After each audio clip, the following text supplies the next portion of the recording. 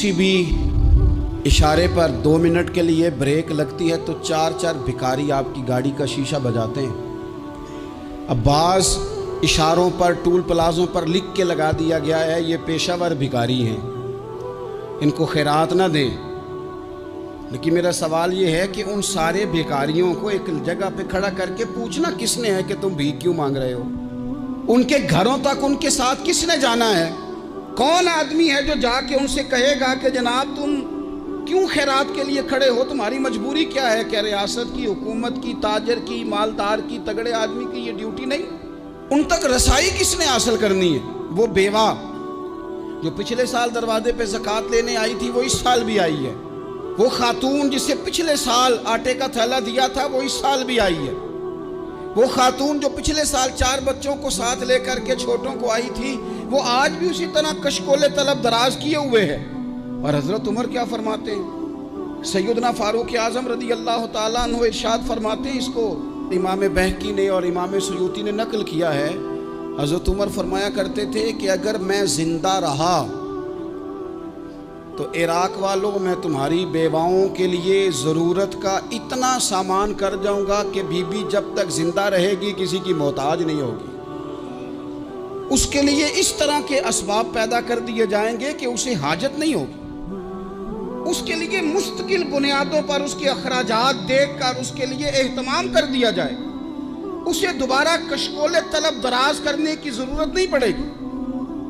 एक सहाबी थे हज़रत जनाब सैयदना खफाफ बिन ईमा गफ़ारी रदी अल्लाह ताला। इन्होंने बड़ा किरदार अदा किया था मैदान उहद में, इन्होंने और इनके साहिबजादे ने। तो इनकी बेटी एक दिन हज़रत उमर के पास आई। अब वो बेटी ब्याह के जा चुकी थी, उसकी शादी हो गई थी। हज़रत खफाफ बिन ईमा रदी अल्लाह ताला अन्हु की साहिबजादी अपने ससुराल चली गई थी, वहाँ उसका खामद इंतकाल कर गया। वो खातून वापस आ गई, वो हज़रत उमर से मिली, बेवा औरत। उस बेवा खातून ने आके, यहाँ तो मेरे भाई वो फौजी बेचारे जिनकी बीवियाँ, जिनको एक तकरीब में तो खूब एवार्ड देने के लिए बुलाया जाता है। मैंने यतीमी का वक्त गुजारा है, मुझे पता है कि 2-4 महीने लोग आके कहते हैं कोई हुक्म होया तो 10 आ जाए। फिर जब 1 साल गुजर जाता है तो फिर लोग कहते हैं 4 भरा ने काम क्यों नहीं करते। तो ऐसे तो नहीं ना कि अब्बा ऐसे ही चला गया था, बड़ा कुछ दे के गया है, किधर है फलानी चीज़। लोगों का नज़रिया थोड़े अरसे के बाद और हो जाता है। आपने बड़े बड़े शुहदा के घरों में एवार्ड तो दिए, क्या कभी आपने पलट कर दोबारा गौर किया कि उनके बच्चे कहाँ हैं, उनकी बेवा किस हाल में है? वो ज़माने की तेज़ धूप और तेज़ आंधी का मुकाबला कैसे कर रहे हैं? बगैर बाप के जो इंसान को खुले आसमान तले वक्त गुजारना पड़ता है वो कितना को मुश्किल होता है। वो किस तरह टाइम गुजार रहे हैं ये कभी सोचा लोगों ने?